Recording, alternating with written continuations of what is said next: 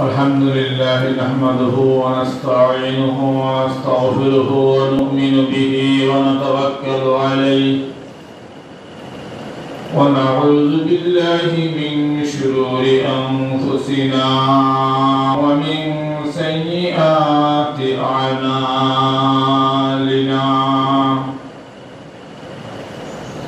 من يهده الله فلا مضل له ومن يضلله فلا هادي له ونشهد أن لا إله إلا الله وحده لا شريك له ونشهد أن سيدنا وسندنا ونبينا وشفيعنا وحبيبنا وحبيب ربنا وطبيبنا وطبيب قلوبنا وأولانا ومولانا محمدا عبده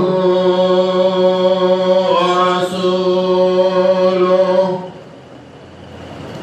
أما بعد فقد قال تبارك وتعالى في كلامه القديم والفرقانه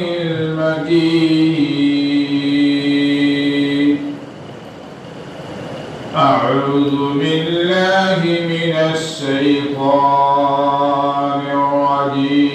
الرجيم بسم الله الرحمن الرحيم والفجر وليال عشر والشفع والوتر وقال تبارك وتعالى لن ينال الله لحومها ولا دماؤها ولكن يناله التقوى منكم كذلك سخر لكم لتكبروا الله على ما هداكم وبشر المحسنين وقال النبي صلى الله عليه وسلم إن الله لا ينظر إلى صوركم ولا إلى أموالكم ولكن ينظر إلى قلوبكم وأعمالكم أو كما قال عليه الصلاة والسلام بارك الله لنا ولكم في القرآن العظيم ونفعنا وإياكم بالآيات والذكر الحكيم إنه تعالى جواد كريم ملك بر رؤوف رحيم ربنا تقبل منا إنك أنت السميع العليم وتب علينا يا مولانا إنك أنت التواب الرحيم سبحانك لا علم لنا إلا ما علمتنا إنك أنت العليم الحكيم رب زدني علما رب اشرح لي صدري ويسر لي أمري واحلل عقدة من لساني يفقه قولي صلى الله على سيدنا ومولانا محمد وعلى آله وصحبه وسلم صلى الله على سيدنا ومولانا محمد وعلى آله وصحبه وسلم أستغفر الله إن الله غفور رحيم أستغفر الله إن الله غفور رحيم سبحان الله وبحمده سبحان الله العظيم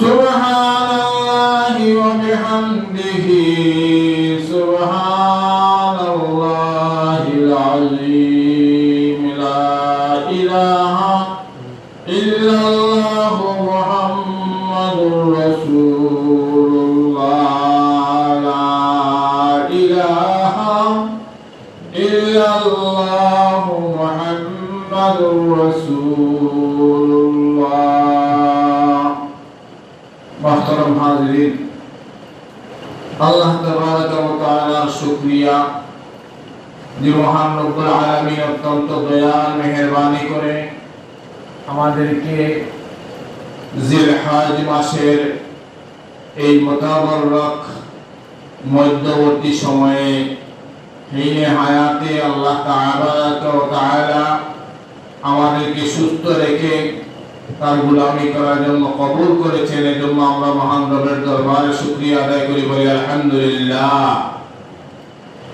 আল্লাহ তাবারাক ওয়া তাআলা এটা তার খাস মেহেরবানি যে আমাদের উপর রহমত করম দয়া মায়া করেছেন।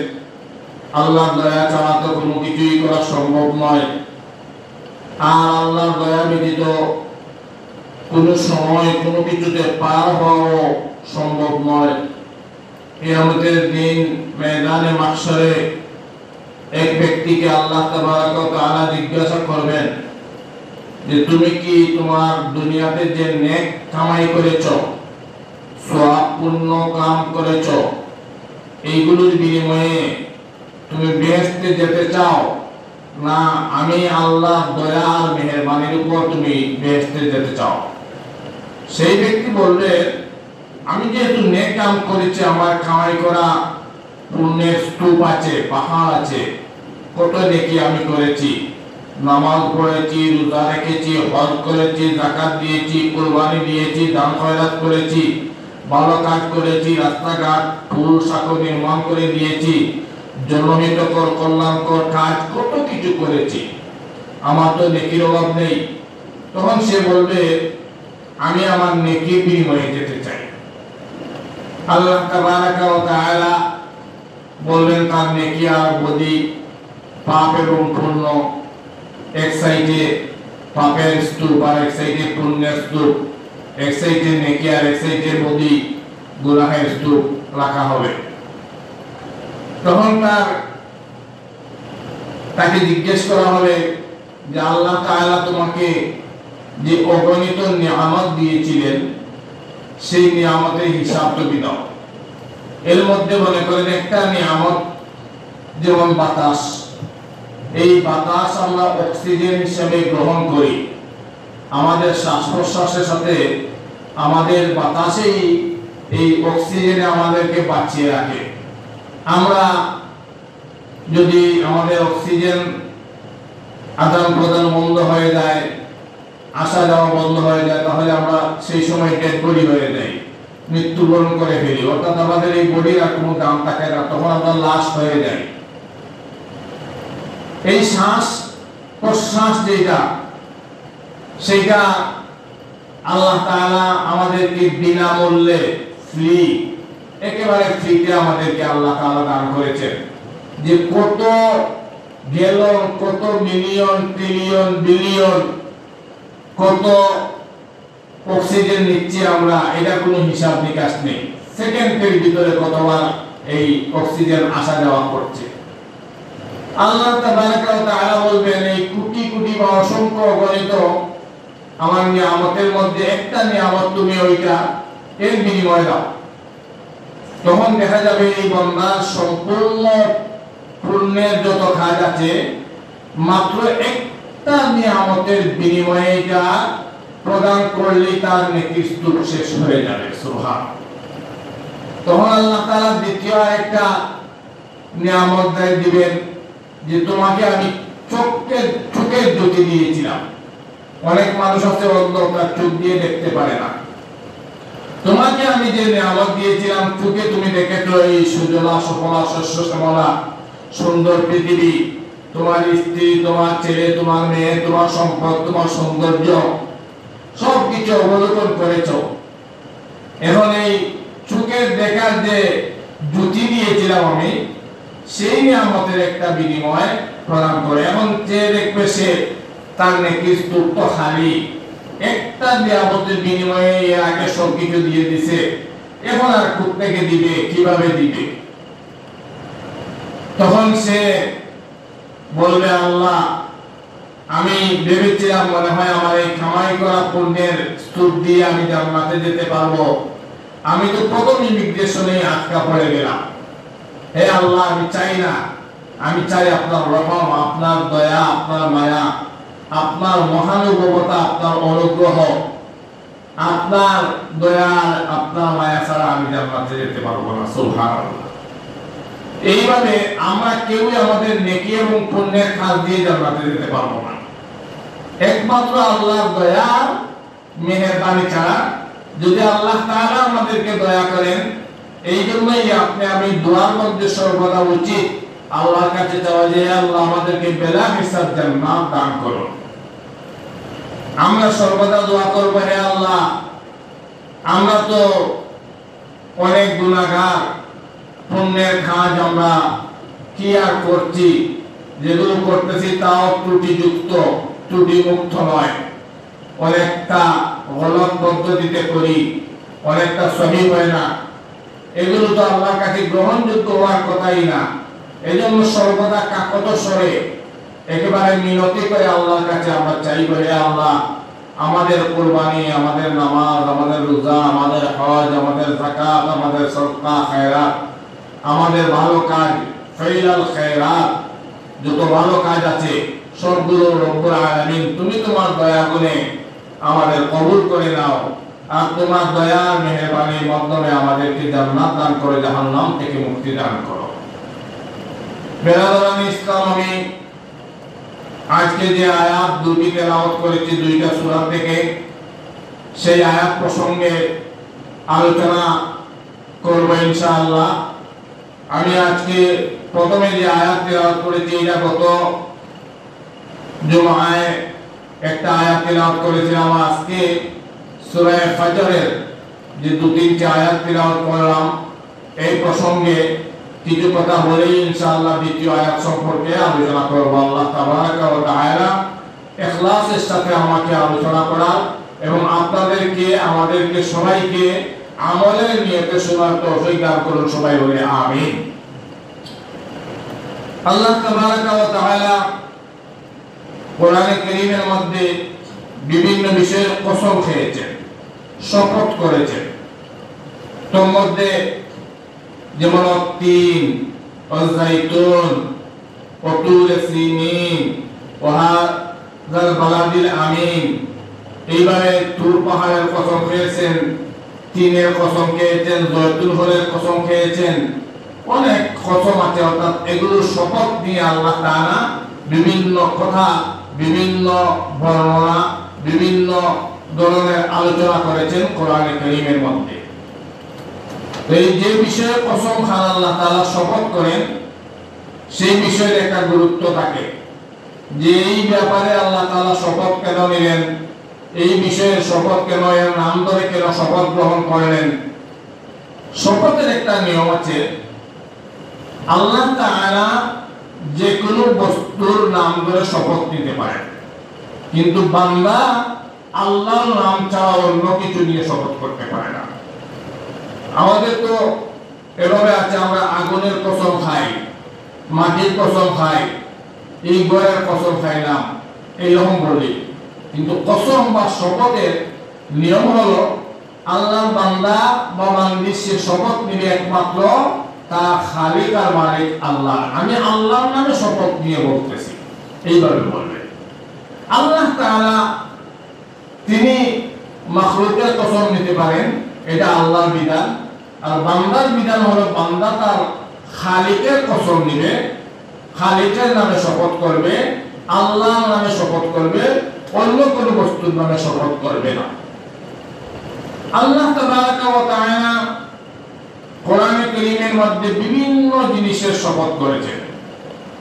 এর মধ্যে সূরা ফাজর, ওয়াল ফাজরি ওয়া লায়ালিল আশরি ওয়াশ-শাফঈ ওয়াল ওয়াতর, এই কয়েকটা জিনিসের কসম নিলেন, শপথ করে বললেন যালিকা কাসামুল লিযী হিজর আলাম তারা কাইফা ফাআলা রাব্বুকা বিআদিন ইরামা যাতিল ইমাদ।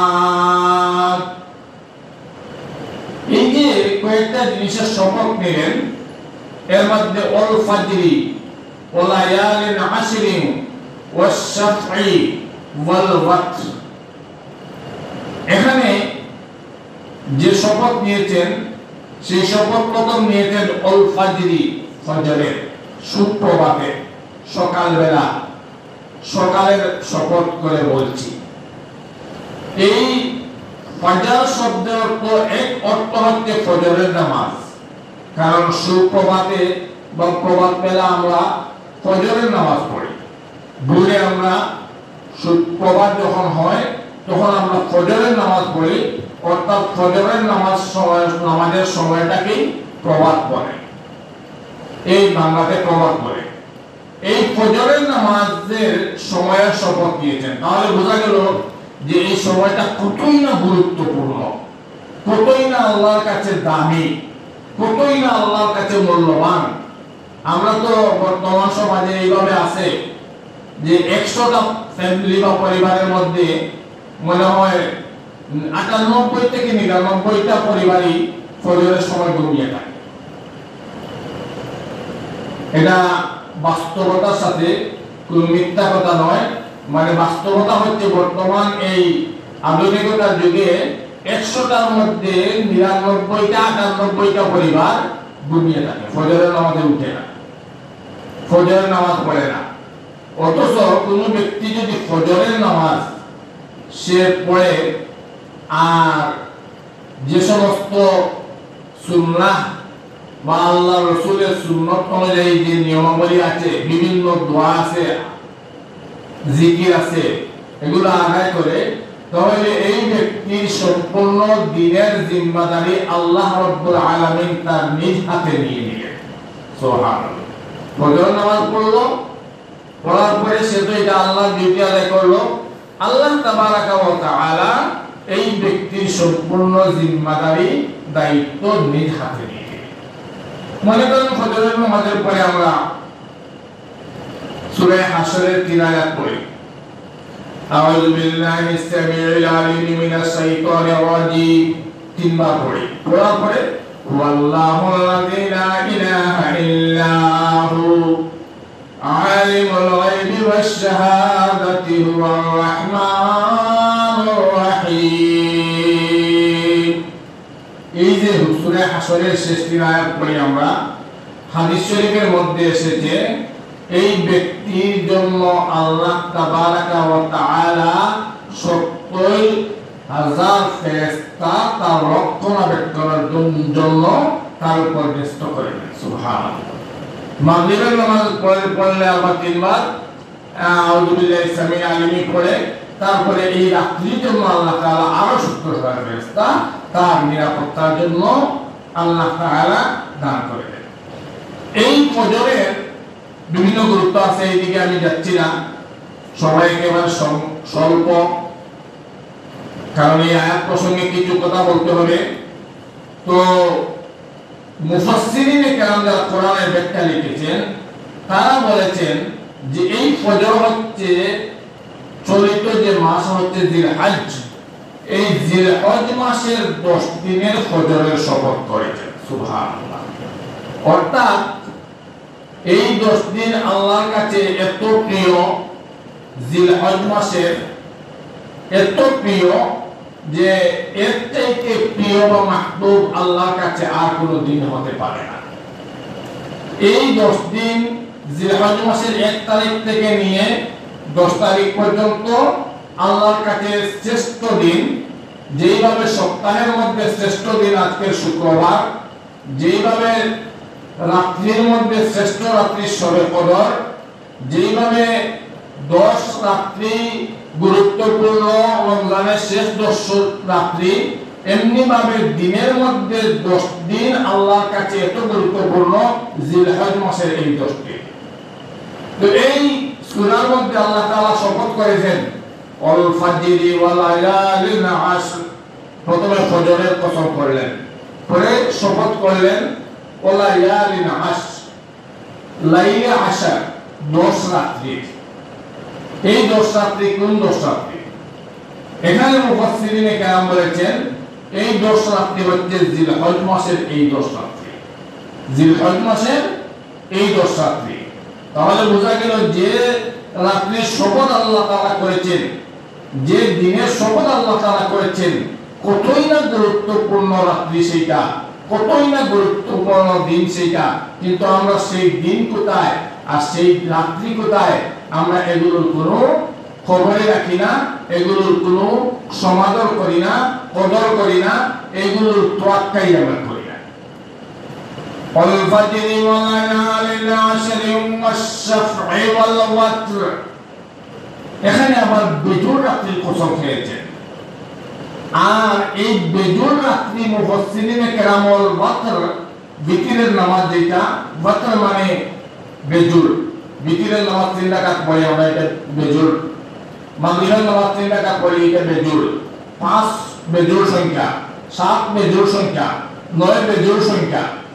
তো এখানে মুফাসসিরিনে কেরাম বলেছেন যে ওয়াল ওয়াতরি, এখানে যে বেজোড় সংখ্যা আল্লাহ শপথ করেছেন সেই বেজোড় দিন বা সংখ্যা হচ্ছে আরাফার দিন, 9 জিলহজ্জা।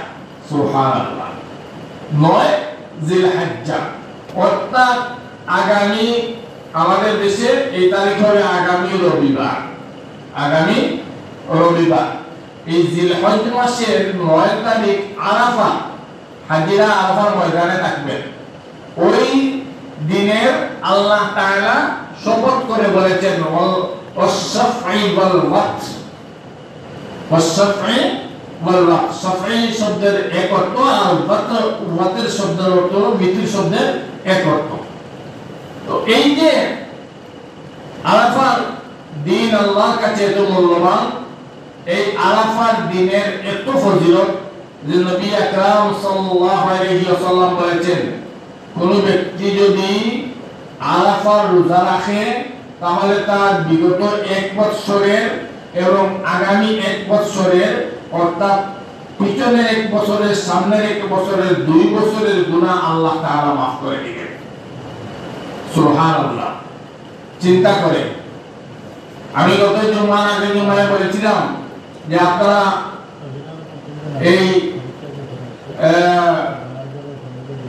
মনে করেন জিলহজ মাসের 10 দিনই রোজা রাখার চেষ্টা করবেন। আমরা যারা পারি নাই, আমরা 9 তারিখ আরাফার রোজা রাখার চেষ্টা করি, আমরা 9 তারিখ আরাফার রোজা রাখার চেষ্টা করি। তো আল্লাহ তাবারাকা ওয়া তাআলা আমাদের পিছনের 1 বছরের, সামনের 1 বছরের গুনাহ আল্লাহ তাআলা মাফ করে দিবেন। চিন্তা করেন, এত ফজিলতের রোজা, আমরা যদিও নফল, কিন্তু এটা কেন আমরা এড়িয়ে যাব? এত সুবর্ণ সুযোগ থাকার পরে আমরা কেন এটা হেলায় খেলায় হারিয়ে যাব? আমরা এটা আদায় করার দরকার। এই জন্য আমাদের উচিত যে কখন কি করতে হয়, কখন কোন জিনিসে অল্প জিনিসে বেশি সওয়াব পাওয়া যায়, এগুলো সম্পর্কে কিছু জানা, এগুলো সম্পর্কে কিছু জানা। এখানে একটা মাসআলা, আরেকটা মাসআলা যেহেতু 9 জিলহজ্জা সম্পর্কে এসেছে বলে ফেলি। তারপরে ইনশাআল্লাহ কুরবানি সম্পর্কে বলবো। জিলহজ্জা মাসের 9 তারিখ ফজর থেকে নিয়ে আর 13 তারিখ আসর পর্যন্ত, তাহলে 9, 10, 11, 12, 13 কয়দিন হলো? 5 দিন। কয়দিন হলো? 5 দিন। 9 জিলহজ্জা ফজর থেকে নিয়ে 13 জিলহজ্জা আসর পর্যন্ত 5 দিন। এই 5 দিনকে আইয়ামে তাশরিক বলে। আইয়ামে তাশরিক বলে। এই 5 দিন তাকবীর দেওয়া প্রত্যেক ফজর ফরজ নামাজের পরে আল্লাহু আকবার, আল্লাহু আকবার, লা ইলাহা ইল্লাল্লাহ, আল্লাহু আকবার, আল্লাহু আকবার, ওয়ালিল্লাহিল হামদ, এইভাবে পুরুষের স্বর জুড়ে অর্থাৎ আওয়াজ দিয়ে, আর মহিলারা আস্তে আস্তে, তাদের আওয়াজ হবে না, তারা আস্তে আস্তে ধীরে ধীরে একেবারে ক্ষীণ স্বরে, পুরুষরা জুড়ে আর মহিলারা আস্তে একবার তাকবীর বলা ওয়াজিব। চিন্তা করছেন, ওয়াজিব কিন্তু যে আমরা বিকিরের নামাজ পড়ি ওইটা আমাদের ওয়াজিব নামাজ, এটা ঈদের নামাজ পড়ি ওয়াজিব নামাজ, কুরবানিতে যেই এটা ওয়াজিব। এই ওয়াজিব আমরা যদি ছেড়ে দেই গুনাহগার হব। এজন্য এটা খুব জরুরি মাসআলা, স্মরণ রাখবেন আপনারা যে 9 জিলহজ্জা ফজর থেকে নিয়ে 13 জিলহজ্জা আসর পর্যন্ত এই 5 দিন প্রত্যেক ফরজ নামাজের পরে একবার তাকবীর বলা ওয়াজিব। আল্লাহু আকবার, আল্লাহু আকবার, লা ইলাহা ইল্লাল্লাহ, আল্লাহু আকবার, আল্লাহু আকবার, ওয়ালিল্লাহিল হামদ, এই তাকবীর বলবেন। আরে ভাই এই তো শুরু হয়ে গেছে, লাব্বাইক আল্লাহুম্মা লাব্বাইক, লাব্বাইক লা শারীকা লাক লাব্বাইক, ইন্নাল হামদা ওয়ান নি'মাতা লাকা ওয়াল মুলক লা শারীকা লাক। তারা কতই না সৌভাগ্যবান সেই নারী পুরুষেরা, সেই ছেলেমেয়েরা যারা আল্লাহর দরবারে গিয়ে হাজিরা দিতেছে, আল্লাহ আমি উপস্থিত হয়ে গেছি, আয় আল্লাহ আমি হাজির হয়ে গেছি, আমি আপনার দরবারে এসে গেছি, আল্লাহ আপনি আমাকে মাফ করে দেন। কাবার চত্বরে যারা তওয়াফ করতেছে, যারা সেই সাফা মারওয়ার সাই করতেছে, যারা মিনা আরাফায় গিয়ে দৌড় দিবে, আর এই যে মুজদালিফায় যাবে, এরা কতই না সৌভাগ্যবান। আমরা সর্বদা দোয়া করি, হায় আল্লাহ এদের মতো আমাদেরও ভাগ্যে আপনি কমপক্ষে জীবনে একবার মক্কা মদিনা না দেখাইয়া, আপনার ফজরে আসরে চুমা না খাওয়াইয়া, আপনার ঘর তোয়াফ না করাইয়া আল্লাহ আমাদেরকে মৃত্যু দিবেন না। মৃত্যুর আগে অন্তত পক্ষে একবার না আমাদেরকে হাজির হওয়ার তৌফিক দিবেন। আপনার নবী আকায়ে নামদার তাজদারে মদিনা বিশ্ব নবী মুহাম্মদুর রাসূলুল্লাহ সাল্লাল্লাহু আলাইহি ওয়াসাল্লাম যে সবুজ গম্বুজের নিচে শায়িত আছেন, সেখানে গেল আমরা সশরীরে গিয়ে দাঁড়িয়ে বলতে পারি একবার আসসালাতু ওয়াসসালামু আলাইকা ইয়া রাসূলুল্লাহ, আসসালাতু ওয়াসসালামু আলাইকা ইয়া হাবিবাল্লাহ। একবার যেন নিজের কণ্ঠে আমরা সালাম দিতে পারি আপনার নবীকে, সেই তৌফিক আমাদেরকে দান করেন।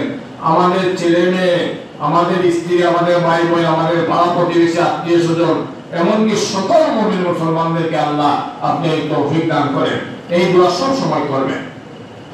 আল্লাহুম্মা রযুকনা জিয়ারাতে হারামিকা ওয়া হারাম নবিয়িকা মুহাম্মাদিন সাল্লাল্লাহু আলাইহি ওয়াসাল্লাম জিয়ারাতান তাম্মাতাম মাকবুলা। আরে চাইতে থাকেন, আল্লাহ আপনার আমার কাজ হলো চাওয়া, আর দেওয়া হলো আল্লাহর কাজ। যাই হোক, এই জন্য এই 10 দিন চলে যাচ্ছে, আমরা 10 দিনের গুরুত্ব মাহাত্ম্য বোঝার দরকার, 10 দিনের কদর করার দরকার। এখন আমি কুরবানি সম্পর্কে কিছু জরুরি মাসাইল বলার দরকার মনে করি, যেহেতু আমাদের কুরবানি একেবারে সন্নিকটে। কুরবানি কাদের উপর ওয়াজিব, কুরবানির ফজিলত এগুলো পিছনের জমাগুলোতে বলেছি। লা ইয়ানালাল্লাহা লুহুমুহা ওয়ালা দিমাউহা ওয়ালাকিন ইয়ানালুহুত তাকওয়া মিনকুম। আল্লাহ তাআলা বলেন, তোমরা যে কুরবানি করো পশু, কেউ উট করে, কেউ গরু করে, কেউ ছাগল করে, কেউ মহিষ করে, কেউ দুম্বা করে, কেউ বেড়া করে, যাই করে না কেন, এই কুরবানির পশুর রক্ত এবং মাংস আমি আল্লাহর কাছে পৌঁছে না, কিন্তু তোমাদের মনের মনে কোথায় কি ধারণ করে আছে সেইটা আমি আল্লাহ তাআলা অন্তর্যামী মাহবুব সেইটা জানি। তাহলে বোঝা গেল যে আমরা যা করব তা আল্লাহকে রাজি খুশি করার জন্য করব। ইন্না সালাতি ওয়া নুসুকি ওয়া মাহইয়ায়া ওয়া মামাতি লিল্লাহি রাব্বিল আলামিন। আমাদের নামাজ, আমাদের কুরবানি, আমাদের মৃত্যু, আমাদের হায়াত সবকিছু আল্লাহর জন্য আমরা করি এবং সবকিছু একমাত্র আল্লাহকে রাজি খুশি করার জন্যই করা মুমিনের বৈশিষ্ট্য হওয়ার দরকার, মুমিনের এই ধরনের সংকল্প হওয়ার দরকার। কুরবানির ফজিলত তো অনেক বেশি। যে ব্যক্তির উপর কুরবানি ওয়াজিব তিনি তো কুরবানি দিবেনই, কার উপর ওয়াজিব সেই কথাটা বলতেছিলাম। এর আগে একটা জিনিস জেনে নিই আমরা যে কুরবানি রাসূলুল্লাহ সাল্লাল্লাহু আলাইহি সাল্লাম বলেছেন যেই ব্যক্তি কুরবানি করলো তার ওই কুরবানিকৃত পশুর যে পরিমাণ লুম আছে, গায়ে যে পরিমাণ লুম আছে, আল্লাহ তাআলা এই লুমের সমপরিমাণ সওয়াব এই ব্যক্তির নামায় আমলে দান করেন। এখন বলেন তো কেউ যদি একটা ছাগলের কত হাজার কত লাখ লুম আছে বলতে বলা যায়, আমার মনে হয় না কোন বৈজ্ঞানিক কোন গবেষক কেউ মনে হয় এটা আজ পর্যন্ত বের করতে পারবে না যে এই ছাগলের 1,30,000 লুম আছে, ওই ছাগলের 2,20,000 লুম আছে, কেউ করতে পারবে না। এটা অসম্ভব একটা জিনিস। আল্লাহ তাআলা আল্লাহ রাসূল বলেছেন কুরবানি যে ব্যক্তি করলো এই ব্যক্তির পশুর যে পরিমাণ লুম আছে সেই প্রত্যেকটা লুমের বিনিময়ে আল্লাহ তাআলা তাকে নেকি দান করেন। কুরবানির কিছু মাসাইল আমাদের দেশে যদিও আমরা গতানুগতিক নিয়মে কুরবানি করি, কিন্তু নিয়মের কিছু মাসাইল, ফাজাইল এক জিনিস, মাসাইল এক জিনিস। ওই যে একটু আগে বললাম যে প্রত্যেকটা লুমের বিনিময়ে আল্লাহ তাআলা নেকি দান করবেন, এটার নাম মাসাইল না, এটা হলো ফাজাইল। মানে এটা কুরবানি করলে এই পরিমাণ সওয়াব পাবে, এটা হলো ফজিলত। আর মাসাইল হলো মাসআলা, কুরবানি শুদ্ধ হবে কিভাবে, কুরবানি কোন ধরনের পশু করতে হবে, কোন ধরনের পশু করা যাবে না, কোন তরিকায় নিয়মে করতে হবে, কিভাবে করতে হবে, এগুলো হলো মাসাইল। মাসাইলগুলো জানা সকলের জন্য জরুরি। যারা কুরবানি করি না তাদেরও জানা জরুরি, যারা করি তাদের জন্য তো বেশি জরুরি। কিন্তু সমস্যা হয় কি জানেন, আমাদের দেখবেন কুরবানি দাতাদের 100 জনের মধ্যে 96 জন বা 97 জনেই এই সম্পর্কে কোনটাই জানে না, কোনো কিছু জানে না, শুধু দেখা দেখিয়ে কাজ করে, মানে সমাজে চলছে এইভাবে, এই চালাইয়া যায়। কুরবানি কাদের উপর ওয়াজিব? কুরবানি দেখেন আমাদের সমাজে যাকাত যাদের উপর ফরজ, এই ধরনের মানুষ আমি গত কয়েক জুমা আগে বলেছি যে 100 মানুষ যাদের উপর যাকাত ফরজ, মনে করেন এখানে আমরা 20,000 মানুষ বসবাস করি, এর মধ্যে 100 জন মানুষের উপর যাকাত ফরজ। এই 100 জনের মাল হিসাব করলে, সম্পদের হিসাব করলে দেখা যাবে যে ফরজ, কিন্তু ওই 100 জনের মধ্যেও যাকাত দিবে মাত্র 2-3 জন বাছাই করে। চিন্তা করে আবার ওই যে 2-3 জনে দিবে এরাও সহি তরিকা দিচ্ছে, গলত বা ভুল পদ্ধতিতে দিচ্ছে। এই জন্য আমাদের এইভাবে কুরবানি যাদের উপর ওয়াজিব, এইরকম মানুষের সংখ্যাও আমার মনে হয় শহরের মধ্যে আমরা 95 জন যাদের উপর ওয়াজিব কুরবানি, অথচ কুরবানি দিচ্ছে না।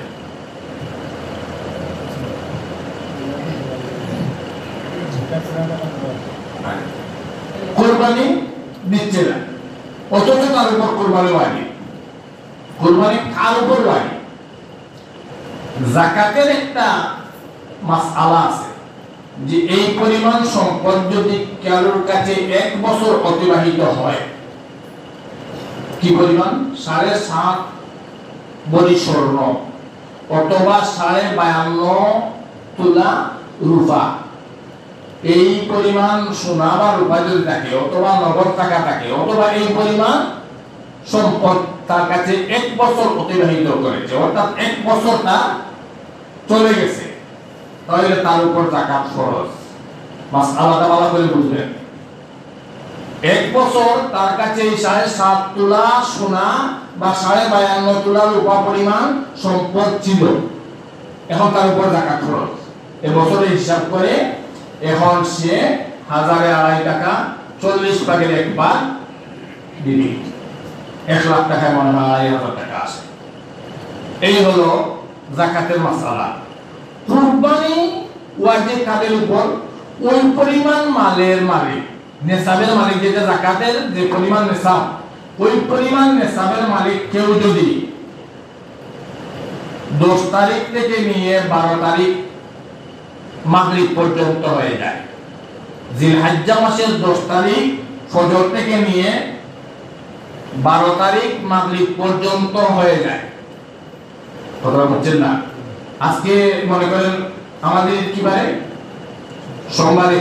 সোমবারে হলো আমাদের 10 তারিখ।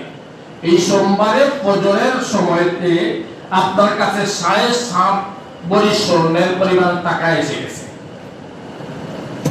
এই টাকার মালিক আপনি, আপনার উপর কুরবানি ওয়াজিব।